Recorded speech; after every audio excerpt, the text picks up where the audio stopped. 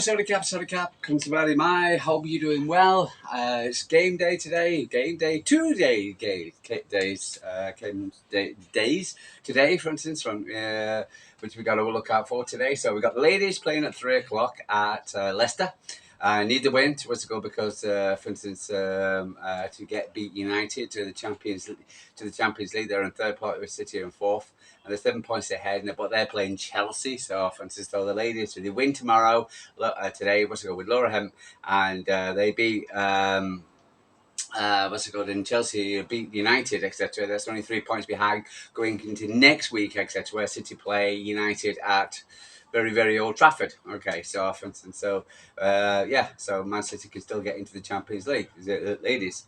But it is also the men playing at Wembley, where the famous Man City, and we're going to Wembley, the Etihad South, and we head down there again. Some of you guys might be on the way. When you're looking to me? If you look on your way, good luck to you, for instance. I know it's a long journey. And of course, we all waited on anticipation of the second part of the press conference, which was delayed because of the media blackout. And we're also having to find out what important, mega important questions. First of all, the press want to ask Pep. Is it about tactics? Is it about, for instance, how he's going to play, how he's going to set? Is it about a certain player? Is it about... No, it's about empty seats. Empty seats. That was the question. And it wasn't just by one question, by one reporter, not even two reporters, but three reporters asked the same stupid question about empty seats. And Pep has to come out and defend the City fans, I suppose. It was, but what a waste of time. And I thought, oh my God, I've had to sit here and wait. For you guys have to sit there and talk about empty seats. It's just pathetic. It's boring and pathetic. It really is. And one was going, well, because you've sold so many little tickets, so you're having sorry tickets, is it going to feel like an away game? An away game? Why? Honestly, these people, they're so stupid. It's unbelievable. And we got to sit there and listen to this crap. The stupid media talk about a away game. We've sold 30,000 tickets, etc. We just haven't sold the last 6. Okay, maybe might get a sold about a few thousand. Might get sold over the day, that kind of thing. Etc. With people going in. So, for instance, which always happens anyway. So, we still sold 30,000 tickets, and they've got to go from all the way from Manchester, all the way down to London. Where Crystal Palace got up, brush their teeth, comb their hair, put a shirt on, put a pair of shorts on, etc., and got the tube. Okay, and they were there in about an hour or so with that. Half an hour, for instance, from Palace to Wembley. So, nice and convenient for them. Even the Midlanders, for instance, they have to travel far. But Manchester City is still taking 30,000 people down from the north down to the south. So, well, again, but it's unfair, and maybe, as Pep says, maybe one day we'll have it'll be more fairer. I still think it should be in the Midlands, and like it was previously, and having to go all the way down to the semi-final on a Sunday afternoon, late Sunday afternoon. Why can't they have it at a good time because guys got to get home? I remember on more than one occasion I've gone down to Wembley, for instance, and it's Wigan was the worst one. That was last time I took a coach down. I drove ever since then. I flew or drove. Trains are a waste of time and too expensive and so unpredictable. British Railways, worse. I rather trust the Thai's train system than British Rail. I don't know what country I've sat there and said, well, that's British Railways is better than... I lived in Scandinavia for 10 years. My God, the Scandinavian trains. Always at the time. When you see a train come up. So, it's not 100% perfect, etc. But my God, clean, modern, electric. My God, gee, where is it? It's just, and then compared to the British trains, and it's like, my God, where am I going back to? Buses and transportation system, but then how much you pay for the bus to the privilege of being on a British train as well. It's just ridiculous. So no, I think what's worse was Wigan, the FA Cup final, etc. When we lost in Wigan, I think it took us about 8 hours to get back because there were 2 lanes to the M6, M1, etc. For instance, was doing roadworks, And yeah, so for instance, and the bus driver we had, coach driver we had, etc., decided to pull up with behind every other coach, and wait, for instance. And I remember we had one stop, for instance, and it was on the M6, etc. Like, we had to park outside the M6. It was just on the causeway at the, like just at the entrance to the service station, and we had to walk all the way around, etc., into a packed service station. By the time we got there, we had to walk all the way back, and we were full of Wigan fans. Ridiculous, honestly.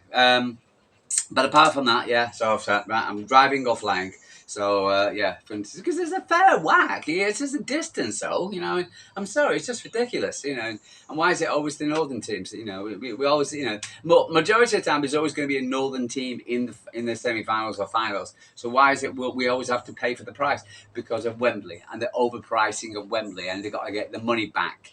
United, what's it called with your 100,000-seater circus tent?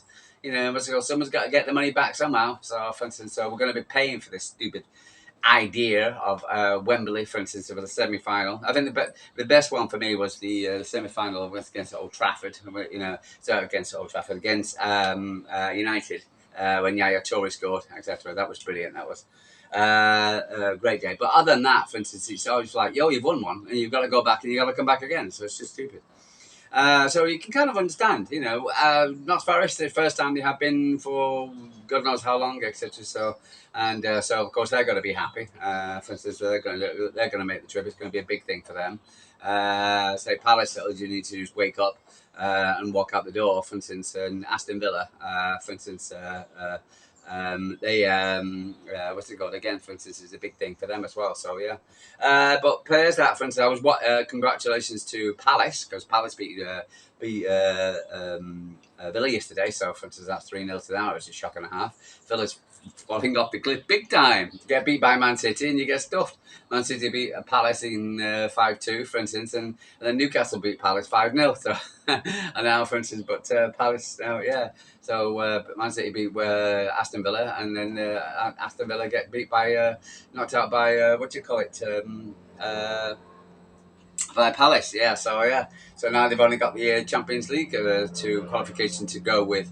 And so what amazing season they have at the beginning to have, and everybody saying, we've got the best team. And it could end up outside the Champions League and no cups. So there you go. So yeah, definitely no cups, but outside the Champions League. So 1 minute's going for you, the next minute, boom, for your bad results, and that's it. Especially with Chelsea getting a lucky 1-0 against Everton, and Newcastle getting the 3-0, for instance, over Leeds. Leicester yesterday. So no, it was Ipswich. Was it? Yeah, Ipswich. Was it? Ipswich. Yeah. Anyway, so yeah, so Nick, but with Man City's. We're still in top spot, etc. We're still in the Champions Leagues. So good. Hi guys, chickens. And but okay. We actually call it the Etihad South, don't we? And people say, it's a bit rude to call it the Etihad South.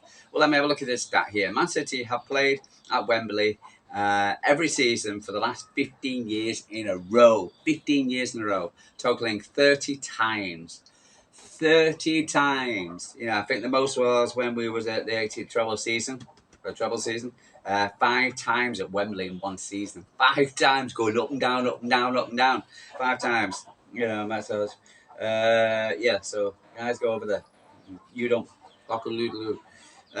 So that's the reason why we call it the Etihad South, because 30 times. 30 times.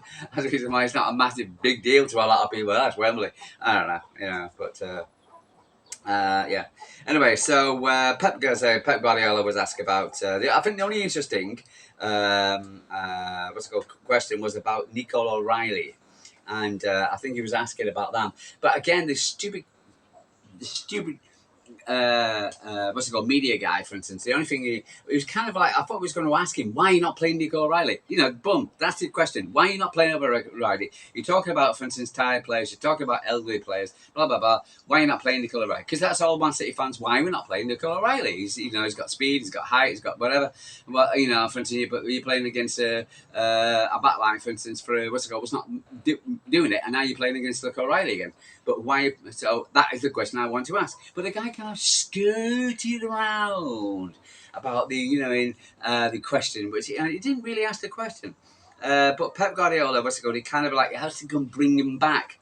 But he said, Pep Guardiola, Nico O'Reilly, he's got physical presence, attacking midfield, composed on the ball, surprised how defensively it in his space, gives an extra pair of set pieces that helps because when we're weak in that position, so he admitted weak in that position, the midfield. Generosity, but why didn't I ask guys? Say, well, why are you not playing him? If you're weak in that position, why are you not playing him over Gundogan or Kovacic? Or why don't you just play him plus Kovacic plus Gundogan? Or why are you just playing Kovacic and Gundogan, etc.? And then if you're weak in that position, basically just going back to what we were before, and that is the major question. LB will be moaning about it today. For instance, if we're not playing Nico O'Reilly again. So, but you kind of skirted around the problem. As Pep Guardiola said, the empty seats. They would come, but they cannot. People said people got work in the morning. I mean, people got. It's a long way to travel. People on Monday are back to work. Maybe they're back late. I remember, for instance, more again that Wigan side game, etc. For instance, again, from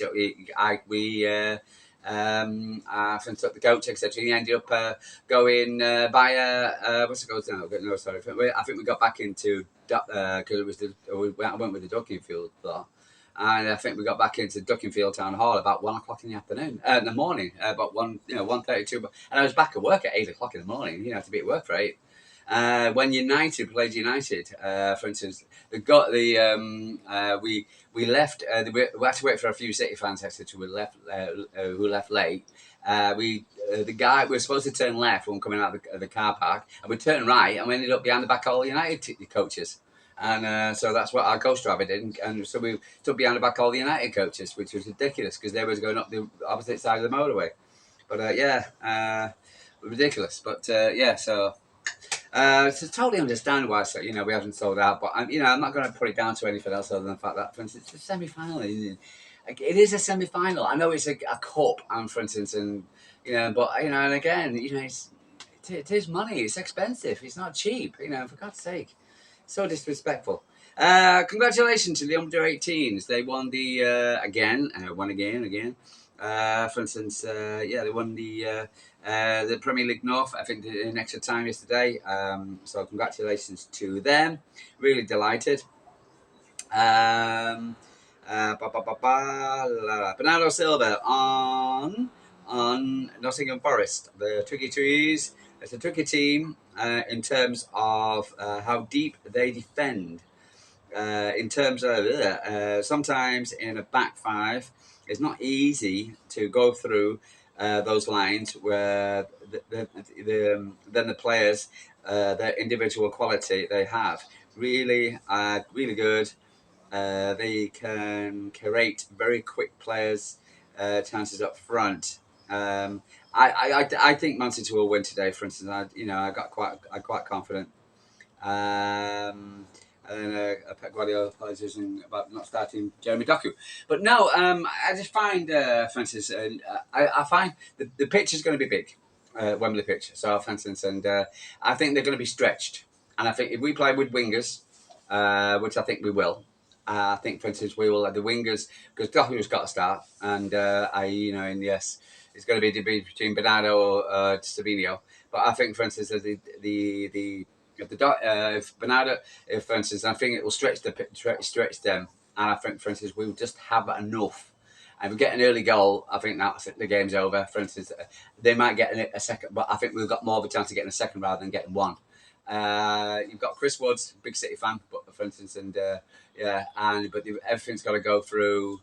Gibbs White is a talisman to a big United fan, I believe, and what was it called? Wisely, whatever, from the Knox Forest podcast on Dabs before, for instance, he was a United fan. So why the hell we want Gibbs White as a City's United fan?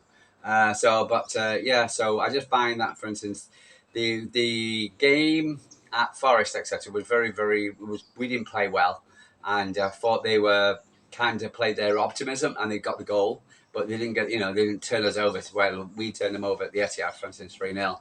But I just find that, for instance, City will have a bit more about us, and I think we'll go win the game comfortably.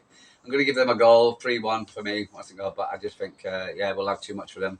And I do believe the ladies will win Leicester 2-0, for instance, on their game as well. But other than that, for instance, as I said, like if you're going down, you're probably on your way now by the time we upload this video. I'm a bit late today, a bit cloudy today in Thailand. I've been out for a run and to the market, etc. So, but so I do apologise for the latest video. Anyway, but I'll speak to you tomorrow, hopefully with 3 points with the win, and we sit against Palace, which will that'll be a good Wembley. That's going to be a good Wembley. I'd rather play Palace than Aston Villa. I saw Villa fans fighting in the ground. I mean, what the hell's that all about? My God, gee whiz. Anyway, so guys, I'm gonna leave you. Sorry, cat from Thailand. Okay. Oh, by the way, have a look at my fruit we got yesterday. Ooh, look at that, baby. We picked it up. This came off a tree and close to us, so we got it down. It's called a durian. What's it called? It's a big fruit, smelly fruit. Phalangs don't like it. Foreigners don't like it. It stinks. You either hate it or like it. I love it. What's it called? I am not a phalang. What's it called? But look at the size of that bugger. The weight of it is honestly, it's amazing. And they have these trees, and they're kind of the branches going. Oh, can't hold it on. But yeah, durian. But that's what we have in Thailand. So every time I go looking for fruit, etc., we got the mango trees at the moment. I'm dropping mangoes here and everywhere. And now we got the big durians as well. Very expensive as well, into exporting them over to China, so for instance. But but very tasty. Can't wait a few days before it ripes, and then we're going to eat that. Lovely. Look at the size of that baby. Bigger than my head. Look. Probably look better than me, more attractive. Put a pair of eyes on it. Guys, good to leave you from Thailand. Me and Mr. Dorian are going to watch the game together, and I will speak to you tomorrow, and hopefully with a Manchester City win. Yay! Take care. Sorry, cat from Thailand. Boo. Boo.